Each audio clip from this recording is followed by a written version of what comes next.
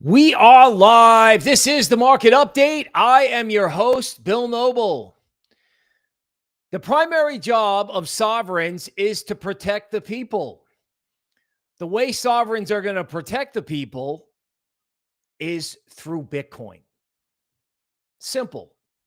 They embrace the Bitcoin standard, which is becoming now common sense, common sense and commonplace after spending years as a radical manifesto.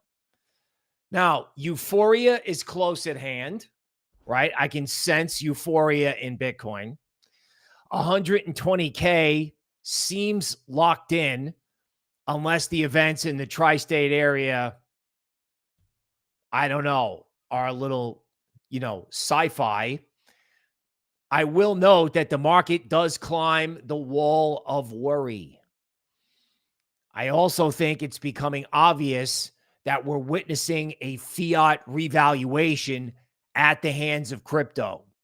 And as I told Patreon earlier today, because they got the early heads up along with our YouTube member area, we are witnessing something that if Bitcoin prints 120, right, or there's a gap higher in the Bitcoin ETF, that you could see that ignite alt season. And of course, our YouTube members are all set, as well as our Patreon members, with altcoins, particularly in the finance and tech sectors of the market that are still untapped, still untraded. In other words, everyone is asking, when's alt season? How about now? Right? In other words, doesn't Bitcoin euphoria trigger alt season? Right? Doesn't the fear over what's going on in the tri-state area, if that doesn't take the market down, will the market turn around and go parabolic? Will the market climb the wall of worry dramatically? Again, YouTube members and Patreon members, they got the whole inside skinny. They got everything, right? I got everybody tucked in and ready. And even if this thing dips, be there. Be there, because the turn is at hand. I mean, if you watch, we'll go through it, the things that people like Michael Saylor are saying, right? You watch how this is unfolding, the rhetoric that's on the tape. In other words, like hedge funds are saying actively that Michael Saylor is not the best spokesperson for Bitcoin. Bitcoin may need a guy like BitBoy that's like an everyman.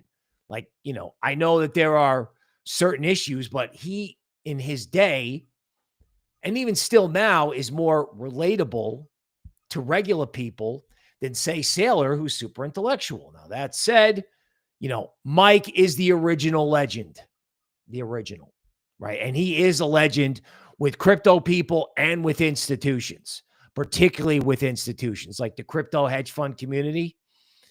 They all want to be like Mike. But can you imagine what's going on, right? Great filibuster is here. Gentlemen, good evening. Thank you for the super chats. I appreciate that, right? Can you imagine what happens if their wisdom permeates the people who buy the Bitcoin ETF or who can buy the Bitcoin ETF, and then crypto hedge funds have to chase everything that's liquid while the general public hits the green button all at the same time, all in a holiday market where, frankly, people on the institutional side either want to go on vacation or settle up their books so that they're not trading big size in a thin market. Can you imagine what this thing could do? So if the thing in New Jersey and New York is, not a science fiction movie, this market could be unleashed. And as a reminder, markets climb the wall of worry. All right. Great filibuster. Simons, thank you for the super chats. Welcome. Welcoming members. Bull Runner. with the Eagle King emoji. Hello. Texas Honey Badger, Caroline, Ian, right? Hello. Today's Tech Bites, Chase, Eric, Indie Rock Crypto, Driftless, MicroStrategy Crowd, T-Bone, Jessica, Bob, hello. Did you meme? It's brewing. Digital Bobby in the house. Megan, the crew is here on Sunday night. Quiet Dawn, a member. Thank you, sir. Caroline, Alexandro, my God, from Europe. Bless you, Stefan. Forget about it. Redman, right? Simon's the XRP bull in the house. Duilo out of Madrid. XRP fans are here, right? Randolph, Stefan, the real Taz, Greg, some new names. Myron, Sean, let's go bananas. TB, a member, right? Huber's Ranch. Eric, appreciate the love. Welcome to the show. All right, let's go. News. Now, this, wow. So for those of you who don't know, I grew up in New Jersey. I still have family there.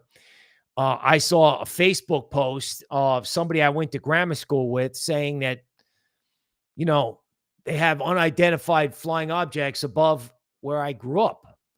I'm like, wow. So if you watch what's going around on Twitter about this, it's somewhat unsettling, right? So two things to note.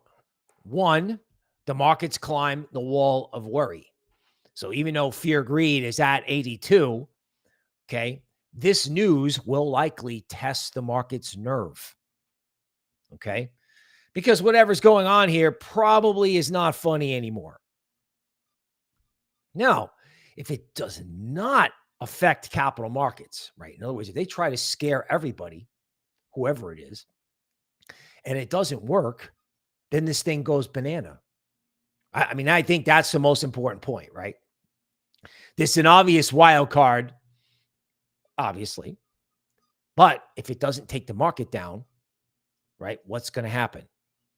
If it should scare people and it doesn't, then you could have a stampede. I look at this and I go, if this is supposed to scare everyone and it doesn't, act accordingly. And if you get the dip, it may be the last one.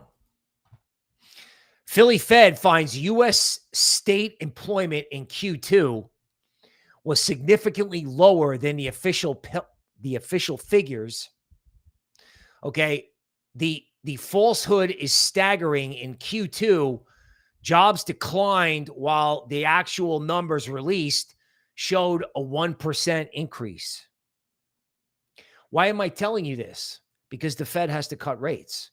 The whole structure of interest rates and currencies is based on the fact that there was a hot labor market and hot demand, when really what there was is a supply chain problem in food and probably price gouging by food companies. What does that have to do with interest rates? Nothing. The employment situation in the United States is not what the economists thought it was. Therefore, interest rates need to be adjusted accordingly, particularly if government spending goes down. So again, if you don't take the market down and the Fed has to cut rates and, you know, be accommodative in what they're saying, if for no other reason to keep their jobs, but to keep up with reality, you have a very powerful driver for markets, particularly with this idea of the Bitcoin strategic reserve now going from a joke a month ago to sort of an assumed fact. Elon is now following CZ. You know what I'm saying? I mean, this alone feels like a market driver to me. Crypto hedge funds. You got any idea what happens if this market takes off and the hedge funds miss it? I can be very succinct. There are people sitting on this money going, I've been in crypto for however many months or years. And if you're running a hedge fund, it could be years. And these could be the big hedge funds like Galaxy and other players. Like, we cannot miss this. Whatever goes on, this like Santa rally that pretty much everybody knows is coming, right? Can't miss it. So if they don't go down off the spooky headlines, that money alone could chase the market much higher. And they could go after Bitcoin. They could also go after the entire altcoin complex. So if they can't dip it, if it doesn't dip on negative news, this is why. Orange Man Crypto Project now buys ONDO. Are we seeing a pattern here? I have gone through this whole thing, multiple streams about like you've been told, right? Probably overdid that. But not entirely. Because let me just tell you something. Whoever is buying these tokens for the Orange Man probably talks to the Orange Man, but he also probably talks to all of Wall Street and BlackRock and all these players. This is the ultimate flare in the sky. Everyone's looking at, objects flying overhead. Nobody's focusing on the fact at the moment that this small crypto project, which everyone thought was a joke when it came out, is slowly but surely, like, it's providing almost an early warning sign of the mammoth institutional flows that are about to hit certain altcoins. They told you about DeFi before the election. They're telling you about DeFi again now, and now they're telling you about real-world assets, especially since this ONDO project has a token unlock in January, right? These guys, this is more like, it's not about the amount that they do. It's $250,000. It's the signaling that I think matters. And even if they don't know anything, it's still meaningful because, again, I don't think people were taking this very seriously. And I think these guys are going to continue to buy tokens until people take them seriously. Like, they're like, well, you know what? We're going to do what Michael Saylor does. We're going to have like the Bitcoin of the week.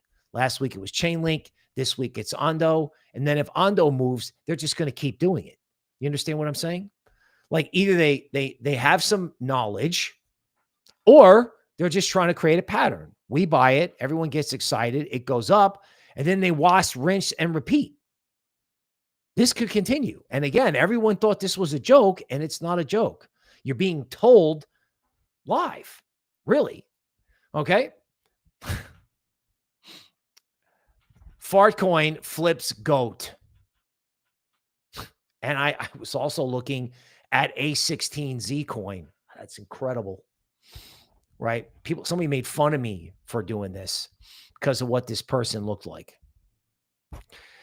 If they can take these types of coins, can you imagine when this becomes a system-wide narrative, as this like chatbot thing turns into an AI agent narrative next year? Like, I don't know about the market cap of these coins or what to say about it. But I do know that the small speculative stuff is now $1 billion, but the speculative coins lead the market, right? Bonk and Whiff, right? These things led the market last time. This is the new Bonk. This is like, I don't know, Bonk, Whiff, Pepe. Those memes led the last leg. These memes lead this leg. What happens if everything follows FartCoin and AI16Z? Excuse me. What happens? Like, what happens if all of Coinbase follows the speculative assets? Okay, so I think people are starting to get the message. The former Thai prime minister says Bitcoin could hit $850,000. Now, what I will tell you about this is I think every public figure who comes in and starts talking like this is acknowledging that we're in the middle of a fiat devaluation, or it's just an endorsement that they're okay with the fiat devaluation because it's happening against something fun like Bitcoin. I think if gold was at $5,000 or $10,000 an ounce, people would be scared. Like if gold was at $5,000 an ounce and you had an air show of unidentified objects over the tri-state area, people would be losing their mind. But because it's Bitcoin, people are like, you know what? This is a fun currency revaluation, which is what I tried to tell guys like Ray Dalio on LinkedIn, right? His net worth greater than mine. So I got tuned out on that. The response of the market to things that were negative was the positive event in crypto. And frankly, it hasn't started yet. And what's happening is sovereigns are endorsing it. They're like, wow, you mean we can do this revaluation without it being the end of us? Yeah. Okay. Okay, Mike. So Mike is just not going to stop. Why would he? Right? He's like, you want to get short MicroStrategy? Because that's like the new hedge fund fashionable cocktail conversation. He's like, go right ahead. I'll see you on the moon. Right? Like, I'm long. Come get me. If you did Bitcoin in your treasury, you're up 143%. Mike is now actively encouraging people to get short MicroStrategy. And there are hedge funds that are coming out on Twitter and, trying to mix it up with Mike and saying, I'm getting short MicroStrategy because the stock is overvalued relative to the Bitcoin it holds. And Mike is like, well, you know what? Good luck with that. MicroStrategy stock, the way I say it, it's like a meme stock for Bitcoin. Right now, it's the only way a lot of companies can get exposure to Bitcoin, particularly if it goes parabolic. Because, Bitcoin could go to 120K, right? We don't have the euphoria yet that we had before Thanksgiving. We may see it, but where is Bitcoin when we see it, right? So, hedge funds are after this. And just keep in mind, the same hedge funds that are probably getting short MicroStrategy right now, because I'm sure the math is in their favor, but the math was in their favor when they all shorted the miners. And me and T-Bone and everybody in Patreon was like, excuse me, but go to hell, right? We just kept buying it. I had a price target that I did with Fibonacci extension analysis for Marathon Digital that, it's like, I remember talking to one of our members. I'm like, dude, this is the price target for this stock. People thought I was crazy. They're organic sources of Bitcoin. Bitcoin market cap over 2 trillion. Now, of course, for Twitter, for the media, they have to compare it to something. So they're comparing it to Visa and MasterCard. That's really interesting. What they should be comparing it to is NVIDIA or Apple, right? In other words, it's now the Magnificent Eight. And that was out last week. It's not official, but it was out last week. Like Buffett was selling Apple. Now, of course, he doesn't touch Bitcoin, or so he says, but Bitcoin it's now the Magnificent Eight. Really, it is. And, XRP will make it a nifty 9 at $5 or $10. Because if you don't think that can happen, it can. I still think XRP, if XRP got going again, XRP could take Solana, Ethereum, and every other layer one with it. For real. In other words, XRP, Bitcoin was suppressed for, I don't know. This year it was 8 months. Or you could say Bitcoin's been suppressed since FTX. So that was 2 years, right? XRP has been suppressed really since 2018. There were 2 blips and that was it. Like XRP has not been on a sustained uptrend ever. Really, ever. Like they do these huge 1-2 month spikes and then it comes back down. So what happens if XRP starts trending after Bitcoin? What happens if fill in the blank starts trending after Bitcoin? It can be ETH on a fiat devaluation. It could be Solana, just frankly, on the TVL on the network. Or, like I said, it could be XRP. I really don't think, even though the XRP army is all over YouTube, I don't think people outside the crypto XRP world understands what happens if that thing goes to $500 billion market cap. That thing has the ability, like ETH used to push the whole market, including Bitcoin. So, you know, I saw this tweet where somebody was like, happy holidays to all you guys out there doing the XRP thing. You know, like XRP is going up and everyone who's doing XRP is really excited about it, but I don't think everyone else gets it, right? I mean, if you have fiat down, gold and Bitcoin up, and then you have any acceleration in any other crypto, right? In other words, FartCoin and AI agents lead what? Like, what's the thing that goes because the speculative assets are leading, right? If it's XRP, then you got alt season, right? You have an absolute wild market over Christmas when there isn't a lot of liquidity, and the pain trade for these hedge funds is up. So $2 trillion for Bitcoin, that's not a lot of money if you compare it to the Magnificent Seven, because the Magnificent Seven is at $3 trillion. So what's a T between friends? And I mean, I know this sounds nuts, you know, because we got a Will Smith movie, summer blockbuster going on in the tri-state area, but this can happen because if it doesn't take the market down, you have to look out the other way.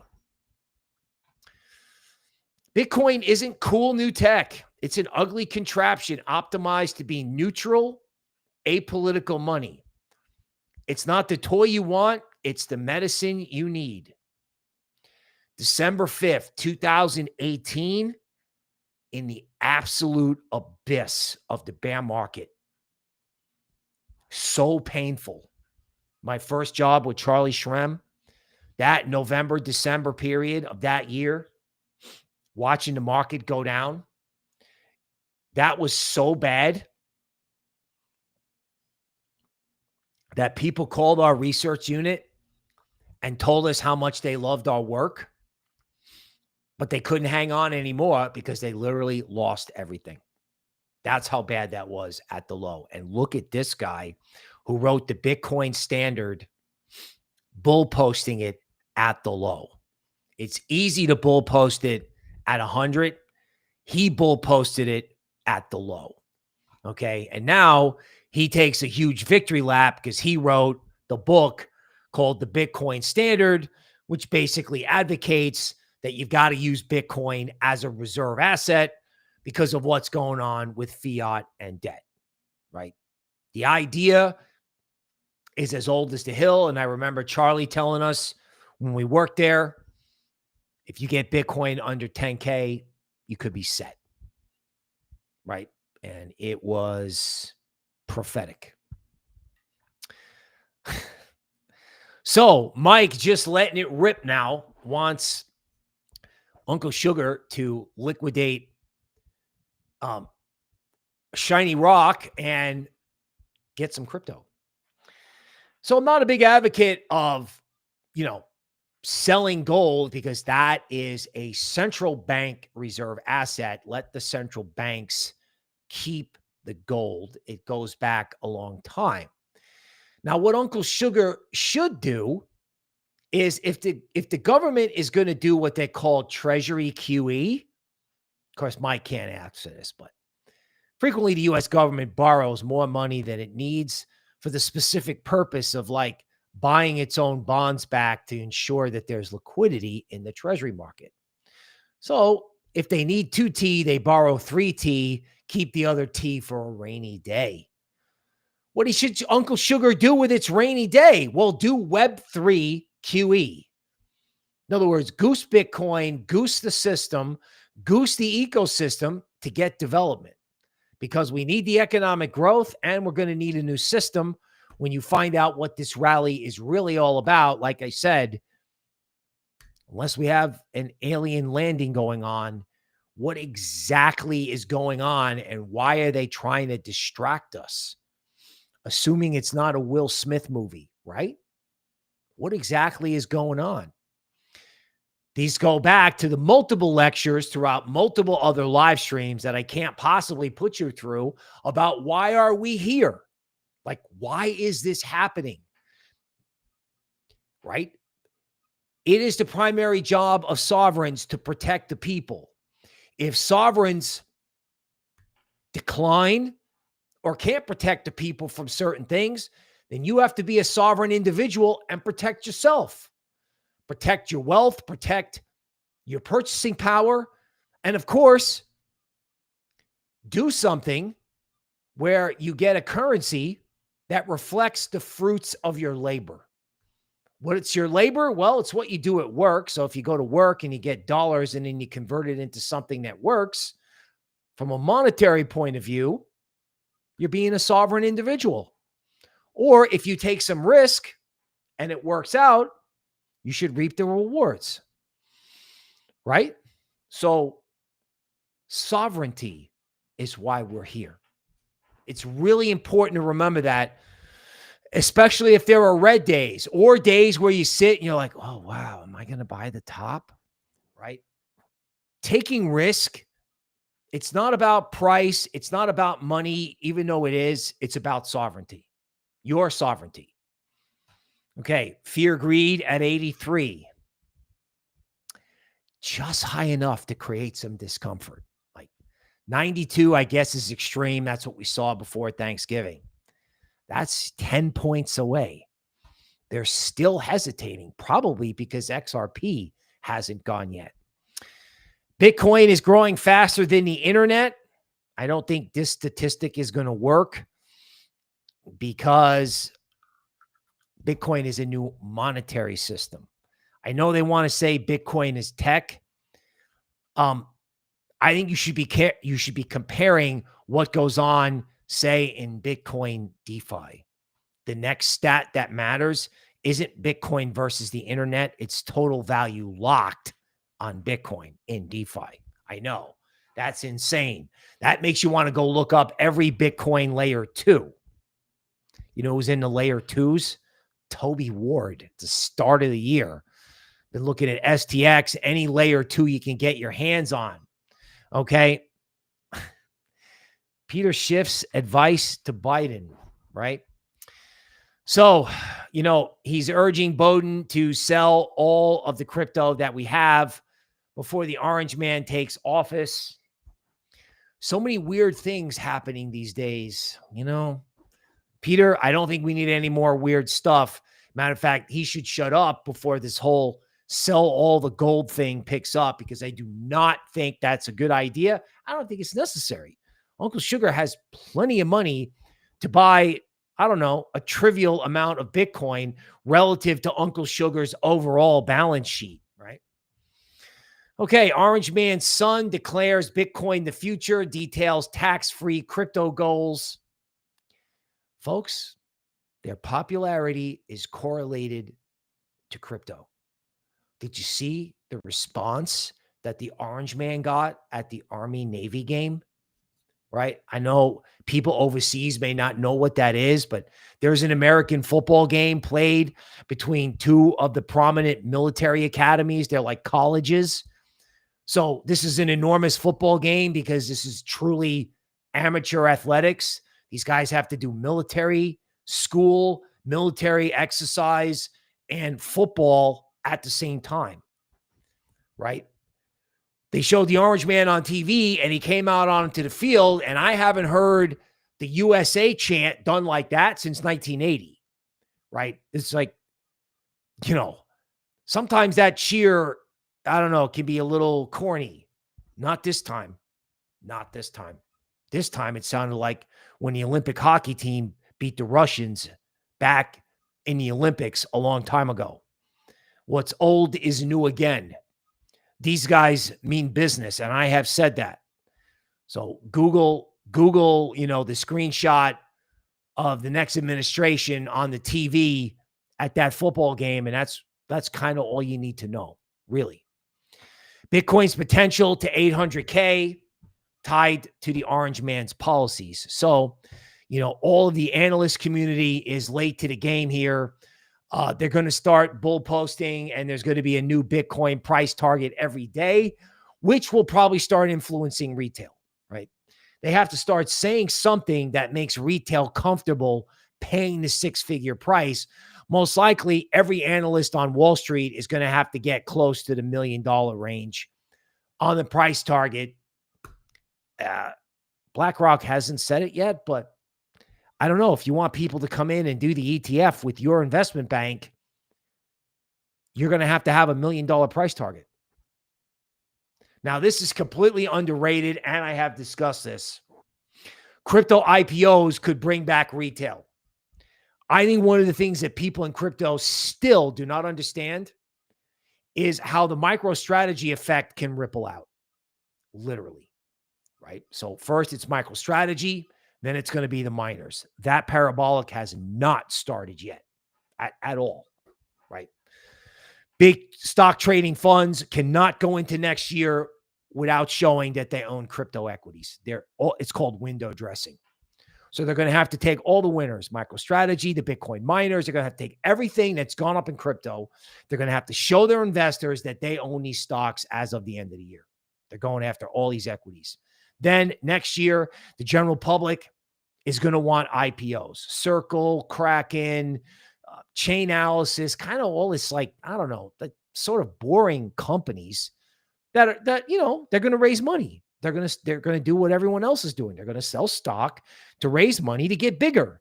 Everybody in crypto is going to want to get bigger because after you do a round of IPOs, they're going to be takeovers. That's what you do. If you want someone to take your company over, you get bigger. You borrow as much money as you can. You get as big as you can. That's what the miners are doing because they know when Bitcoin gets to 500,000, the only way to get the amount of Bitcoin people are going to need is to take over the miners, to buy the companies. That's why Mike is like, yeah, feel free to short the stock because somebody may have to take over MicroStrategy at an outrageous premium just to get the Bitcoin one day in the future. Like Mike says, he's never going to sell the Bitcoin, but if somebody makes a ludicrous bid for MicroStrategy, I don't know, man. That's in the future. Meantime, crypto companies can IPO. Then what happens after that? Then the projects themselves IPO. Ripple has to be next. Can you imagine? This is not priced in. If Ripple IPOs and then uses the proceeds from the stock sale to consume XRP, effectively doing like a stock buyback, they can consume, I believe. I mean, somebody will correct me if I'm wrong. I think it is perfectly legal for a project to consume its own token. Projects can buy back their own token in the market. Can you imagine what happens if Ripple starts buying XRP in the open market with IPO proceeds? I mean, IPOs in the internet day was like, that was its own mania. That was the mania, right? Everybody and their brother, the innovator, the imitator, and then eventually the idiots, pets.com, drcoop.com, Surgeon General's websites going public at a $6 billion valuation. It was insane. In crypto, we haven't started yet. There hasn't been any. Galaxy Digital isn't even public in the United States. They're public in Canada. Can you imagine the Galaxy Digital IPO in the United States? Oh my God. Not priced in. Solana teams up picking on the debanking narrative. Okay. A16Z co-founder. Guys my age know what's going on here. They see it. They've seen it before. And now, like I said, they're going to bull post this thing because it hasn't started yet. It hasn't started yet. Venture capitalists are known for pumping and then dumping. Now, I think it's only pumping. There's no one to dump it on, right? Like, it's not retail anymore. It's like a tidal wave. Not to mention the fact that a lot of the stuff that these guys built last time hasn't even gone up yet. Solana is still at or near its 2021 high. Crypto hiring. In case you missed it, Now they're shuffling executives around, right? Hiring everybody that they can hire. How long do you think it's going to take for every investment bank, like every investment bank that doesn't know what to do right now, is talking to recruiters about, okay, we don't know what to do. What can we do now? We can hire somebody. I know for a fact, because I applied, that, I don't know, before this bull market started or as it was starting, a giant mutual fund had exactly one person working on crypto. One. Now, that person knew what they were doing. They had prior hedge fund experience. I mean, they knew what was going on. They had one person working on crypto. I was going to be like the number two in a way. I would have been great at it. That said, none of these banks are staffed for this. They don't have the executive talent in place. And one of the things that they can do to start making announcements is to start hiring people. Like this happened in the ETF craze way back when. It was like, oh, such and such person now in charge of ETFs. If you knew something about ETFs, you know, you could just go straight up the corporate ladder. I used to write research for somebody. This woman went straight up the corporate ladder because she started out and was an ETF OG at Goldman. Just went straight to the top. These type of announcements are coming. Again, if you think these guys they're not involved, we know that.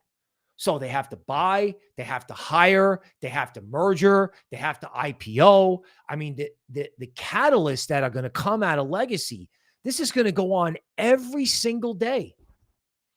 DeFi surges as the new face of crypto. Remember everybody saying that, you know, DeFi was over and it's governance tokens and no one wants it. And, you know, it was DeFi or CeFi. It's all coming back, folks. They're going to build a parallel system. You can see the YouTube member area where Toby Ward and I have been incessantly bull posting DeFi. The funding, why stablecoins are drawing VC interest? Well, mainly because all the fiat is going to wind up being digitized, right? And the way to get fiat into the system, they got to go to stablecoins first. So, you know, the amount of investment in stablecoins is interesting. It's also interesting that VCs seem to be trying to play it safe. Like VCs are not investing in tech. They're investing in stablecoins. That seems kind of plain vanilla, don't you think? Gee, are the venture capitalists scared to buy the top? They weren't scared in 2021, but now they seem timid. Like, this is good. Stablecoins are interesting, but, you know, they're not like, oh, yeah, let's get the next Solana out there. Let's get the next layer one out there. Let's get it out there. I'm not feeling that. I don't see it. Like, you know, Ripple was bearish XRP. Ripple donating to a different political party. Remember that? Venture capitalists investing in stablecoins in a parabolic market, right? The people inside the system are not bullish. They may be bullish, but they're not acting bullish, or they're bullish and they're not long, or they're not aggressively going after it. Joe Leverage Trader is after it, but that's just Joe. What happens when the big people follow Joe Leverage Trader? Crypto developer activity in Asia as Solana support grows. You know, what happens when every blockchain developer on the planet starts developing everywhere? That hasn't happened yet. As prices rise, people will start pouring into the tech. This is how it works. This is why you're going to have crypto QE, right? Prices rise, investment capital floods into the system. Prices rise, developers get higher, things get built. Things get built, the economy grows. Things get built, we're sovereign, we're safer. We have options, we have choices. Like I said, the news, as I've been saying on multiple streams, takes on a new meaning, right? All these headlines, they now have like a hidden undertone to it that people are not seeing. I mean, Bitcoin's at 105, people are seeing it, right? Crypto is mooning in the middle of a UFO landing. What does that tell you? Here's how much Bitcoin you should have in your portfolio, according to BlackRock. Okay. Well, a maximum of 2%. I know a guy that thinks the number is 20. He calls it 50. What does he call it? Yeah, 50, 30, 20. It's 30%, I believe. It's either 20 or 30%. So he's taking whatever the standard is and adding a zero to it. His name is Jordy Visser. I would call him personally the father of the market update, because when I was a young analyst at Morgan Stanley, I read his work. He was on the sales desk and he wrote essentially the market update that went out in Bloomberg every day. Now he's a thought leader. He's talking about 20% Bitcoin. BlackRock's talking about 2%. And BlackRock has 50 billion under management. They're too scared to tell their own customer base to say go to something like 5%. Like the guys who own it aren't bullish enough. It's funny. BlackRock pulls in 1.5 million in ETH. Again, stock people. They're like, well, we missed Bitcoin. What should we do? Oh, Ethereum? Oh, gee, that's electronic money too? Okay, let's do that. They don't know about Solana and meme coins. They don't know about that. They just know Ethereum has a history of being money. I think the DeFi protocols are probably going to capture a lot of the value that ETH used to, but don't think that ETH is not money, particularly if gold takes off.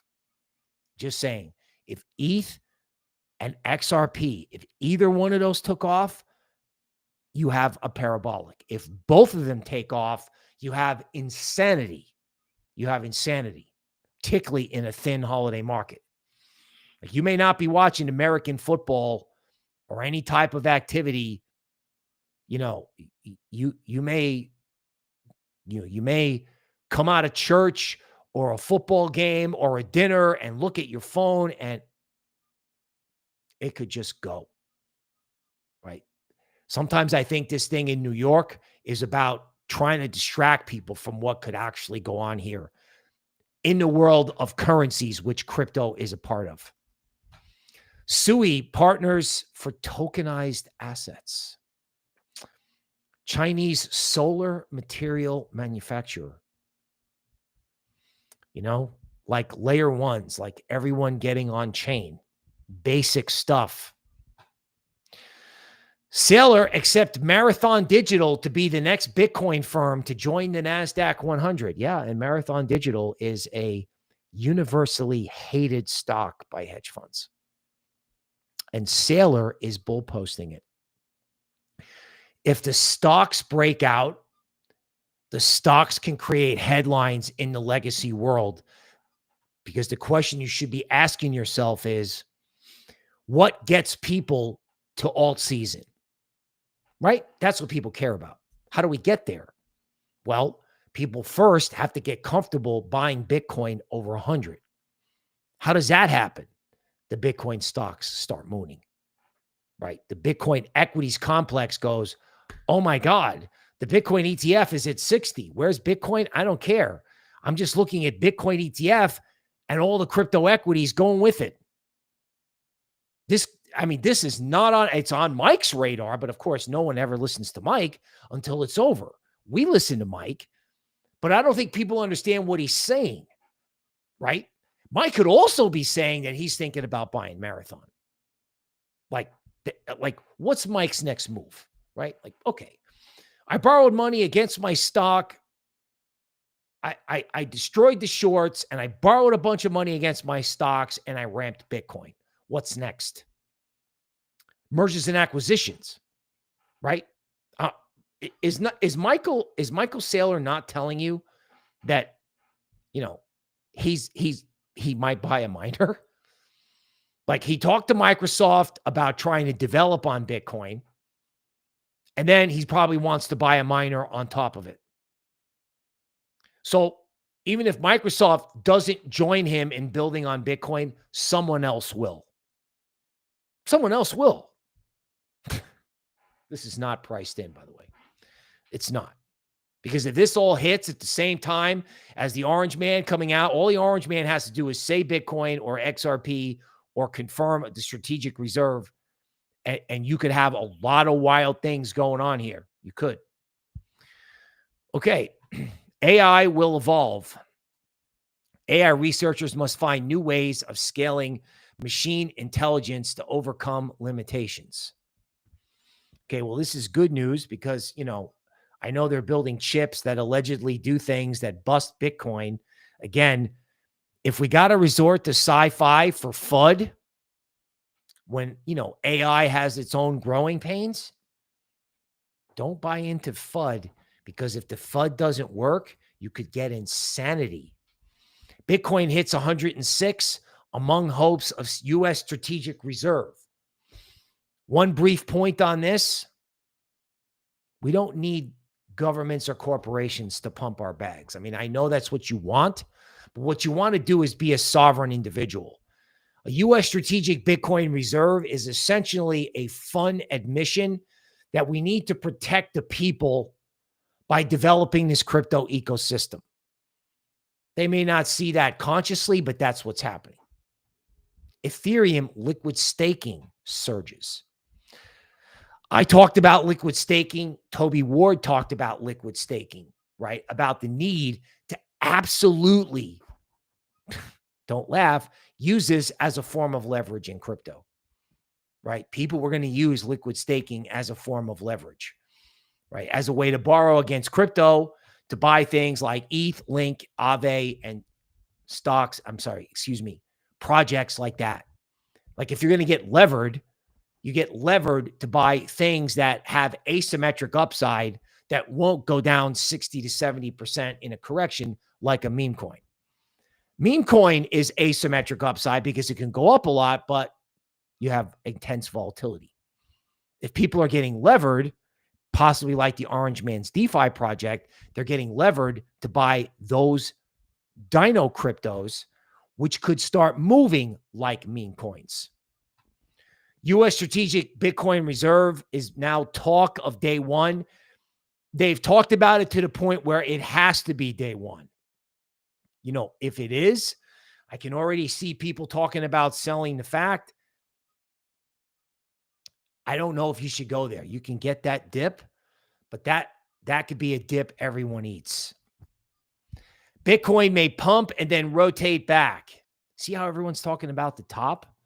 Everyone wants to talk about the pump. Everyone wants to talk about sell the fact, right? No one's saying, you know what? It could go straight up. Maybe that's not a good headline anymore. Maybe it's like, oh, wow, it's going to pump and then come back. Ooh, that's an interesting article.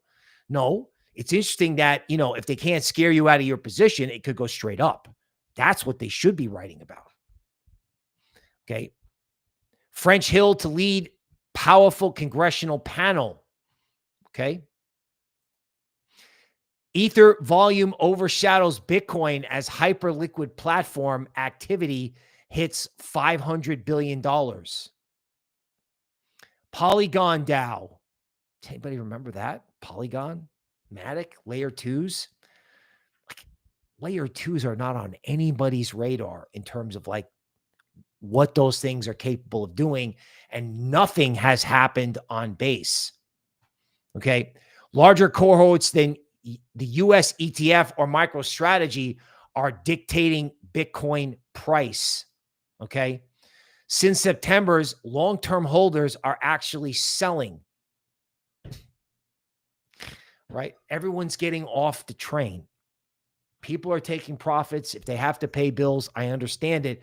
But people inside crypto are bearish, right? Bitcoin people have been trained to sell into euphoria. This may not be euphoria yet. And if it is in Bitcoin, the bid's just going to rotate into altcoins. Okay. Bull momentum stalls ahead of the Fed rate cut, supposedly. Like everyone's all worried about the Fed. And I just helped explain Novogratz Galaxy Digital hires a VC as CFO. This is probably the most underrated company in the world right now, right? They're just like flying under the radar because all they've been doing for the last 3 years is buying everything in Web3, building everything in Web3. Mike would build something or buy something, and he would just post on Twitter, just keep grinding, just keep doing it, just keep doing it. I mean, these guys have been loading up for years. It's unbelievable. Like this literally could be one of the biggest companies. This could be like the dark horse for the Magnificent 10. Like if Bitcoin really does go to like 500,000, not only do they have a truckload of Bitcoin, but they've been, like I said, they've been long Web3 for years. MicroStrategy enters the NASDAQ 100. Okay. The question is, who's next? Quite possibly Ski Mask Dog. Kidding me. Ski Mask Dog's not going into the NASDAQ 100, but you got to watch out for these base meme coins. You got to watch out for anything on base, and you got to watch out what could happen with ETH if base catches fire. Because remember, the native token of base is ETH. So if everything on base takes off, there's not that many coins on base. You got to, like, I saw an XRP Pepe meme coin it was on ETH actually. Like XR Pepe on ETH. It takes one meme coin on ETH or base to get ETH moving through 5,000. It doesn't take much. Now, even if that doesn't happen, the potential is there, whether it happens now or later. There are catalysts for multiple components of this market to wake up. Like, this is $291 million market cap. All I can say is, I know one of the smartest people I know jumped on Pepe at 200 million. Pepe is now at 8 billion. 8 billion. Okay. Okay. Megan is here. Welcome.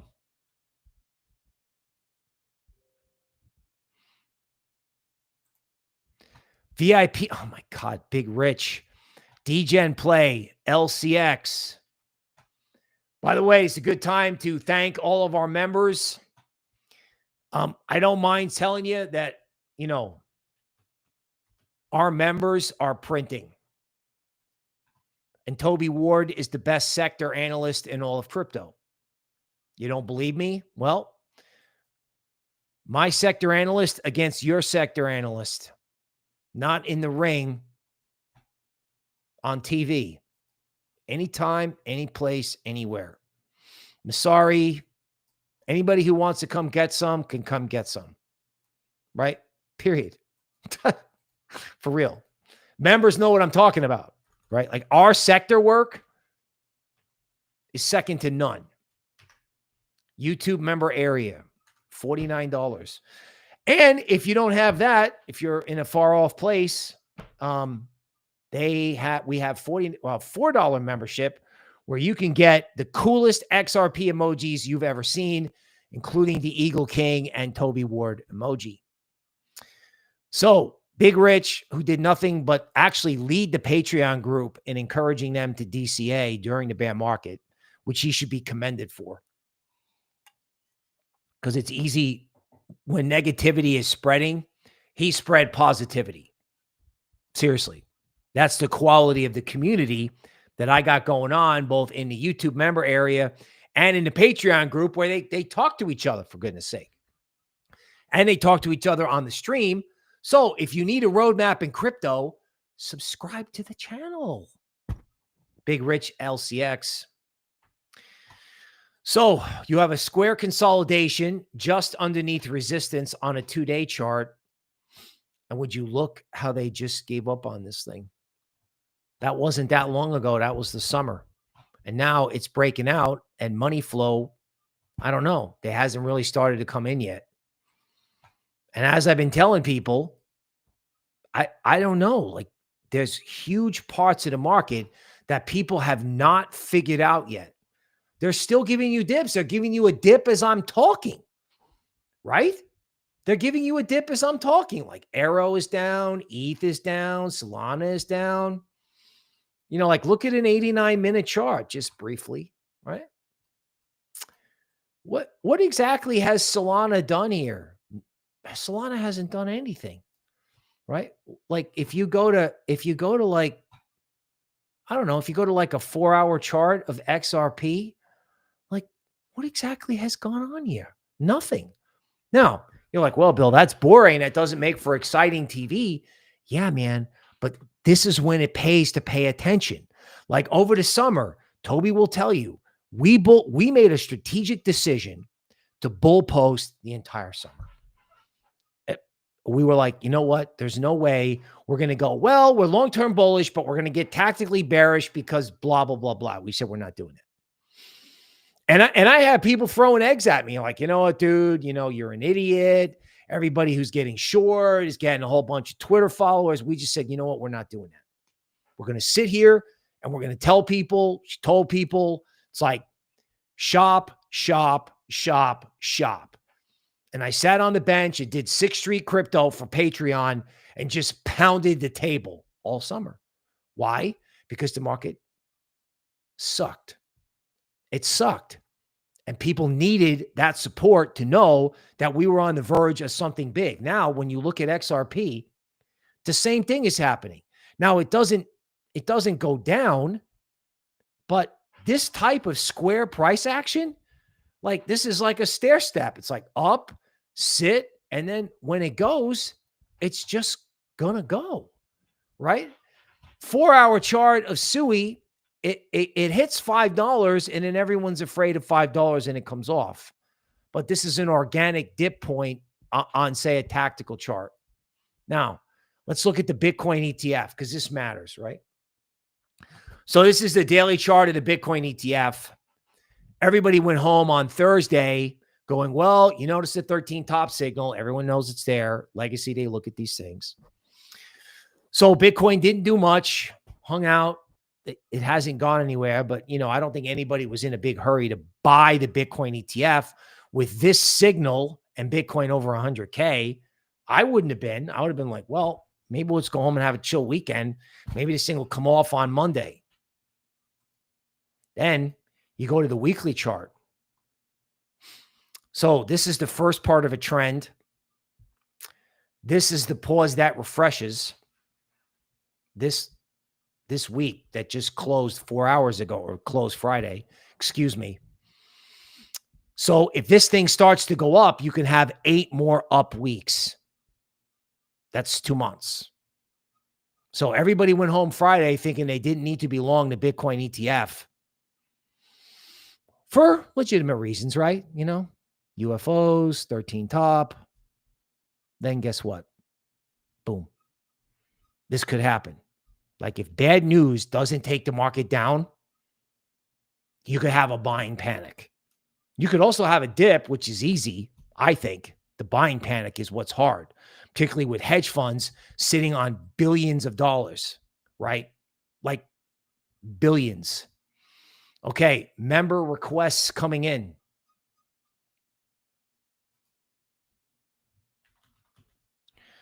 You know, this OLAS coin I'm starting to hear about everywhere. And we were all over this. All over it. What is going to stop OLAS? Nothing. Right? LuxAlgo buy signal. And if you look at this, $4 is equilibrium.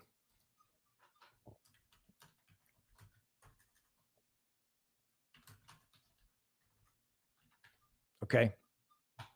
LBR.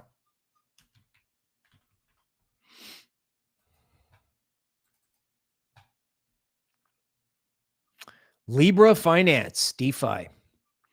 LuxAlgo buy signal, and feels like the bigger the base, the higher in the space. If there's fundamental value in it, even if there isn't, all of these coins have pumped. You know, not investment advice, Aptos, a Coinbase layer 1.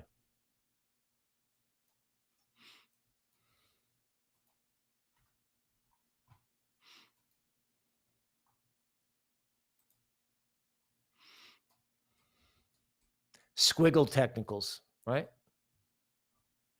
I think the people who originally founded this came out of Meta. It's a layer 1. And the whole history of this thing, if you look at it, it's kind of like one big square. This is not investment advice or really technical analysis, but you know what I'm saying? You can just have squiggle technicals on things like this, because when it trades in a square, when the bus leaves, it leaves, and it's on Coinbase. And you know what? You would chart SUI exactly the same way, right? Remember when SUI $5 was like a radical prediction? It was like, oh my God, SUI's going to go to $5. Okay, so you know this could be a 5-wave top in SUI. I'm not gonna lie to you about this, right? Like the Elliott wave work suggests some kind of range. However, SUI is also telling you that, you know, if SUI becomes the Solana of this cycle, right? SUI could go up. I mean, it's gone from 50 cents to $5, right? So that's like Solana. You know, that's the big move. But what happens if this is a leadership coin? Like, what happens if everything catches up to SUI? That's the first question you need to ask. Then the next question you need to ask is, what happens if SUI leads Chainlink, Polkadot, Rune, and every other layer 1? Or you could ask yourself a question like, what happens if both SUI and XRP go to $10? I know that's ludicrous, but you need to start asking yourself ludicrous questions. Okay. Can we look at MicroStrategy? Yes, we can. Now, just keep in mind, MicroStrategy is going to open in the morning. So MicroStrategy, I think the way to do MicroStrategy is with DeMark work.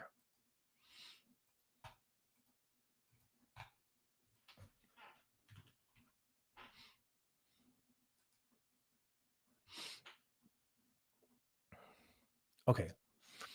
So MicroStrategy on a weekly chart, this does look a little toppy. However, this could be the pause that refreshes.